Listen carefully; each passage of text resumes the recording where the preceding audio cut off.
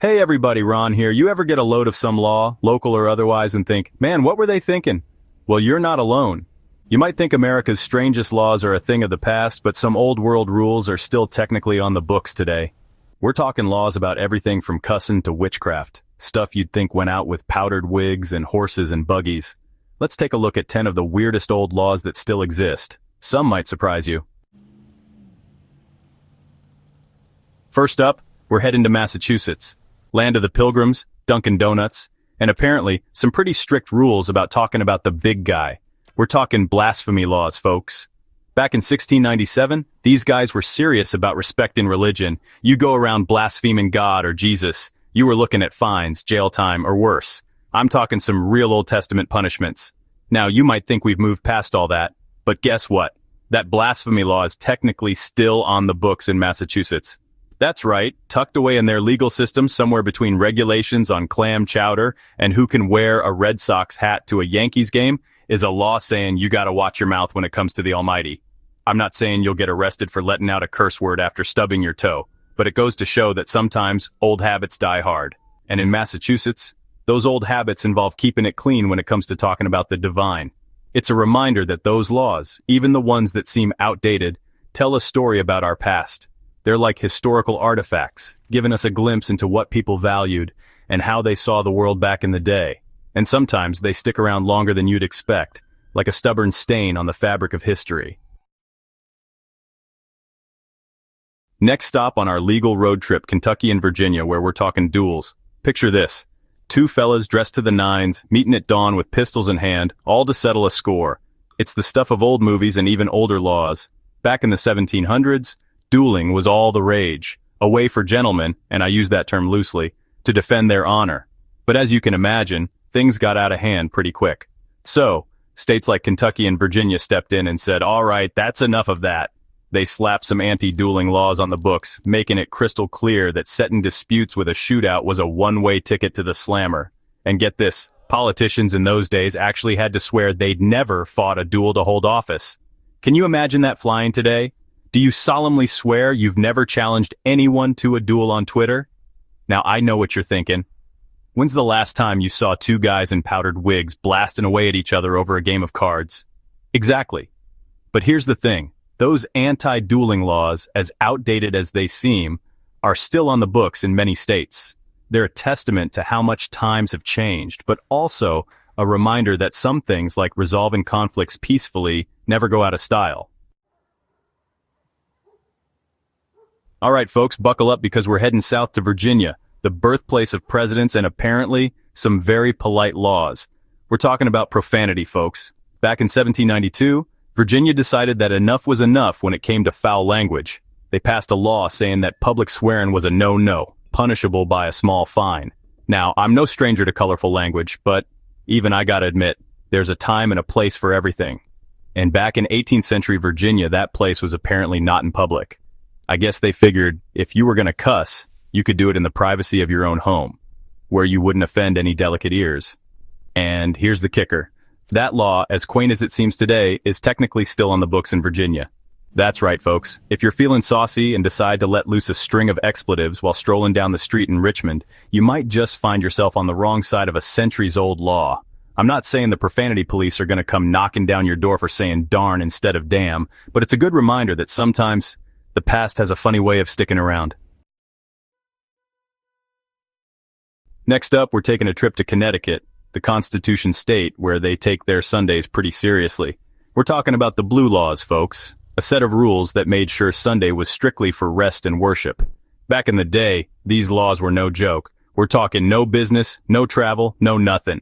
You couldn't even kiss your kids on a Sunday without risking the wrath of the law. I'm not kidding.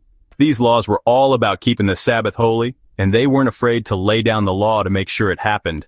Now, you might think we've moved on from those days, and for the most part, we have. But here's the thing.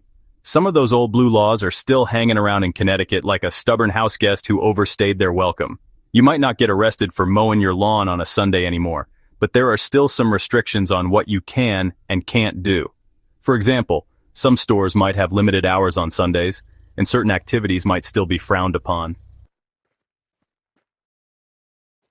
Hold on to your hats, folks, because we're about to step into a time machine and head back to the 1700s in New England, where the Puritans ruled the roost.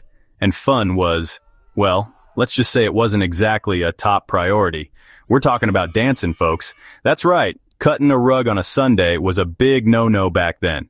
The Puritans believed that Sunday was for reflecting on your sins and getting right with the Lord, not for tapping your toes and swinging your partner round and round. So they slapped a ban on dancing on the Sabbath, and anyone caught breaking the rules could face the consequences. And guess what? While we're not exactly living in a Puritan society anymore, some areas still have restrictive Sunday activity laws on the books. They might not be as strict as they were back in the 1700s, but they're a reminder that sometimes the past has a way of lingering like the smell of your grandma's pot roast. Next stop on our legal tour of America's weirdest laws, Virginia, where we're talking about church attendance, or more specifically, what happened if you decided to skip out on Sunday service. Now, I'm not here to judge anyone's religious beliefs, but back in the 1700s, Virginia took church attendance pretty seriously. I'm talking seriously, like if you decided to sleep in or catch up on chores instead of heading to church, you could find yourself in some hot water.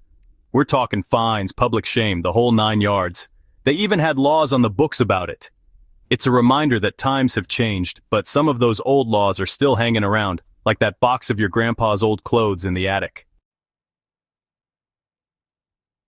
Hold on to your broomsticks, folks, because we're about to delve into the spooky side of America's legal history. We're heading up to New Hampshire where, believe it or not, laws against witchcraft stuck around long after the Salem witch trials. That's right, folks. While the rest of the country was moving on from the hysteria of the 1690s, New Hampshire was holding on tight to its witch-hunting ways. Now, I'm not saying they were out there burning people at the stake, but those laws against witchcraft remained on the books well into the 1800s. It's a reminder that sometimes fear and superstition can have a long shelf life, even in the face of reason and progress. Attention all you able-bodied citizens. Did you know that thanks to a little something called the Militia Act of 1792, men aged 18 to 45 are technically still required to enroll in a militia if the need arises? That's right, folks. While you might not see a recruitment poster for the local musket-wielding brigade at your local coffee shop, that old law is still hanging around like a forgotten relic from a bygone era. Now, before you start stocking up on gunpowder and practicing your bayonet charge, it's important to note that this law is mostly a historical curiosity these days. It's tied to the concept of selective service, which is the system we use today to register men for a potential draft in case of a national emergency.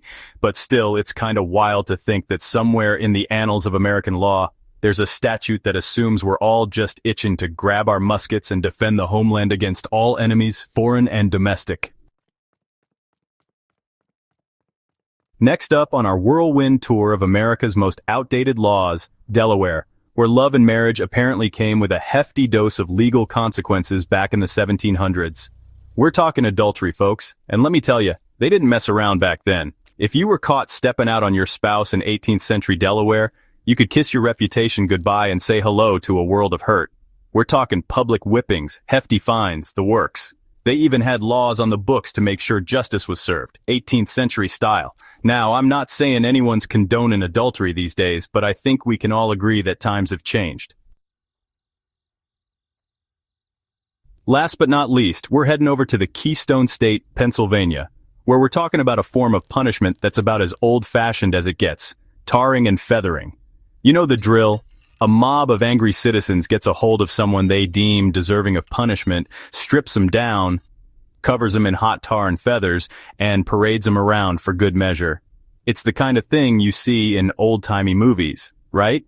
Well, after the Revolutionary War, Pennsylvania decided to put its foot down and say enough is enough to this barbaric practice. They passed laws banning vigilante justice, including tarring and feathering.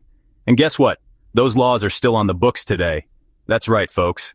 Even though tarring and feathering feels about as relevant as a rotary phone, it's technically still illegal in Pennsylvania. So, next time you think the law is always up to date, remember, some of America's oldest rules are still hanging around. Which one surprised you the most? Let us know in the comments, and don't forget to subscribe for more fascinating history.